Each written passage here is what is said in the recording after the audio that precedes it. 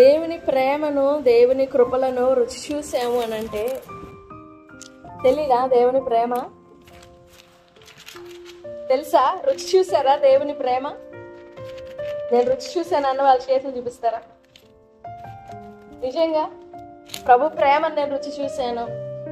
నిజంగా బాగా స్తోత్రం చెప్పండి. హల్లెలూయా. నేను ప్రభు కృప రుచి చూశాను అన్న వాళ్ళు, కృప, ప్రభు కృప. ఓకే, స్తోత్రం. ప్రభు సత్యాన్ని రుచి చూశాను అన్న వాళ్ళు, స్తోత్రం. ప్రభు నీతి పొందలేదా? రుచి చూసామా, చూడలేదా? స్తోత్రం చెప్పండి. ఇంకా ప్రభు దయ, స్తోత్రం. ప్రభు కనికరం, దయాళుత్వం, దీర్ఘశాంతం, స్తోత్రం. ప్రభు క్షమాపణ, హల్లెలూయా. నిన్ను రుచి చూసాము, నేను పొందలేదు అంటారు ఎవరైనా?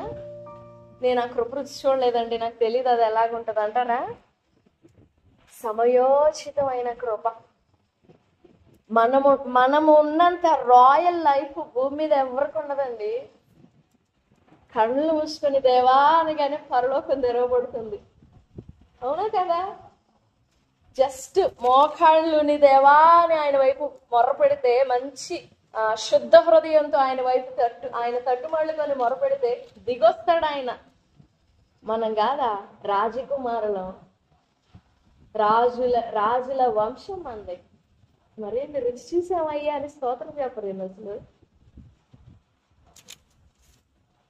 ప్రతిదినం స్తుతించాలి ప్రభు కృపలు రుచి చూస్తా ఉన్నాం, ప్రేమ రుచి చూస్తా ఉన్నాం. ప్రతిరోజు ఏదో ఒక స్వభావం మనల్ని తాకుతుంది కదా, ఏదో ఒకటి. ఈరోజు కృప కాకపోతే ఈరోజు దయ పొందుకొని ఉంటాం, ఈరోజు ప్రేమ కాకపోతే క్షమాపణ పొందుకొని ఉంటాం. ఏదో ఒక స్వభావం నిన్ను తాకుతూనే ఉంది. మరి దానికి కృతజ్ఞత చూపొద్దా? ఏదో ఒకటి పొందట్లేదా? నేను అసలు దేనితో తాకపడట్లేదు అంటారా? ఎక్కడో దూరంగా ఉన్నాడు పేతురు, సందిగ్ధంలో ఉన్నాడు, అబద్ధం ఆడేశాడు, తెలుసు కానీ కావాలి ప్రాణం రక్షించుకోవడానికి అబద్ధం ఆడేశాడు. కానీ దూరం నుండి ఆయన మీద అన్ని నేరాలు మోపుతా ఉన్నారు, వాళ్ళు అన్యాయంగా మోపుతా ఉన్నారు. అలాంటి మాటలన్నిటినీ వింటూ దయతో పేతురు వైపు చూశాడు. చాలు ఆ జీవితానికి. ఇంకా ఒక్క చూపే ఓ అపోస్తలుని చేసేస్తుంది పేతుర్ని. ఇంకొక్కసారి కేక వేసుంటే, పేతురు అని కేక వేసుంటే పరుగునొచ్చి ప్రభుని తీసుకొని పోయేవాడే, ఇక్కడ వద్దయ్యా నువ్వు అని. కాబట్టి ఏదో ఒక విధంగా ఏదో ఒక స్వభావం మనల్ని తాకుతూనే ఉంది. అలా తాకబడకపోతే ఇక్కడికి రావు, ఖచ్చితంగా రావు. మనం ఇంతవరకు మరొక మాట గమనించండి. జగత్ పునాది వేయబడక మునిపే, ఇప్పుడు మన వయసు ఒక 30, 40, 50, 60, ఒక 20 అయ్యి ఉండొచ్చు. ఇది కాదు మన వయసు, ఇది కాదు మన వయసు. మన వయసు ఎంతదో తెలుసా? జగత్ పునాది వేయబడక మునుపు క్రీస్తులో ఏర్పరచబడ్డం చూసారా? ఆయన మనస్సులో మెదిలేం మనం, ఒక ఆలోచనగా, ఒక తలంపుగా. అప్పటి నుండి ఇప్పటి వరకు మన వయసు. ఎందుకంటే ఆయన మనస్సులో ఉన్న ఆ ఆలోచన ఏ సంవత్సరంలో భూమి మీదకి తీసుకురావాలి, ఎలా భూమి మీదకి తీసుకురావాలని ప్లాన్ చేసి చేసి చేసి చేసి చేసి ఎన్నో ప్రయత్నాలు చేసి చేసి ఈ భూమి మీదకి అలా పంపించడం అన్నారు.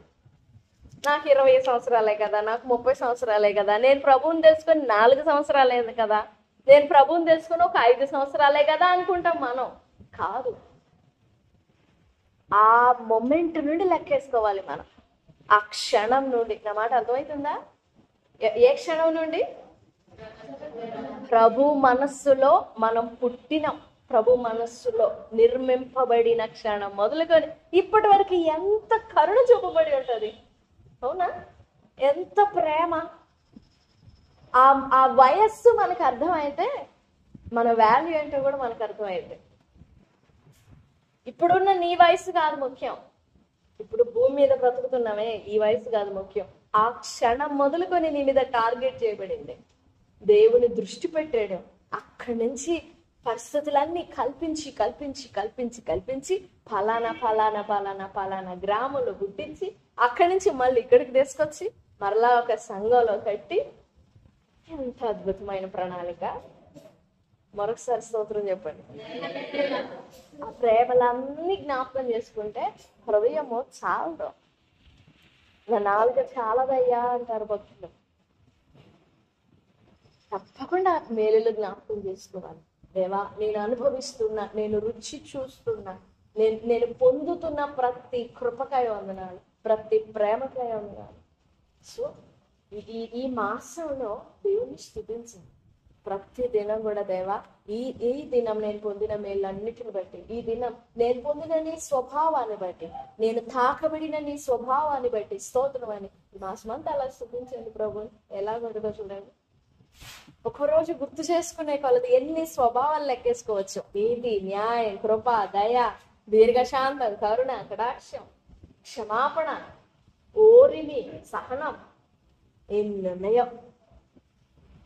ఒక్కొక్క దినంలో ఒకటే కాదు, ఇంకా ఎన్నో స్వభావముల చేత పొదిగింపబడతా ఉన్నాం మనం.